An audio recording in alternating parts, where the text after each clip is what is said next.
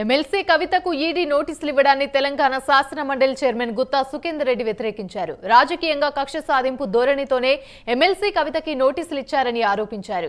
ప్రతిపక్ష పార్టీలను ఇబ్బందులు పెట్టే ఆలోచనను కేంద్ర ప్రభుత్వం మానుకోవాలన్నారు. ఇప్పటికైనా కేంద్ర ప్రభుత్వం తన వైఖరిని మార్చుకోకపోతే ప్రజలే తగిన గుణపాఠం చెప్తారని హెచ్చరించారు. ఈ ప్రజాస్వామ్య దేశంలో ఎన్నో చట్టాలు, ఎన్నో రకరకాలైనటువంటి వ్యవస్థలు ఉన్నాయి. కానీ కేంద్రం బీజేపీ అధికారంలోకి వచ్చిన ఈ 8.5-9 సంవత్సరాల కాలంలో చూస్తే విపక్షాలను, అదేవిధంగా తన విననటువంటి ప్రభుత్వాలను కానీ వ్యక్తులను కానీ బలవంతంగా వాళ్ళ మీద కక్ష సాధింపుతో జరుపుతాం.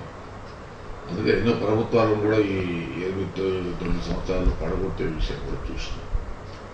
అందులో భాగంగానే కేసీఆర్ నాయకత్వంలో ఉన్నటువంటి తెలంగాణ ప్రభుత్వాన్ని ఒకవైపు అధికారికంగా ఇబ్బందులు పెట్టే కార్యక్రమం, రెండో వైపు కక్షపూరితంగా కేసీఆర్ కుటుంబం మీద దాడులు చేసేటువంటి కార్యక్రమం.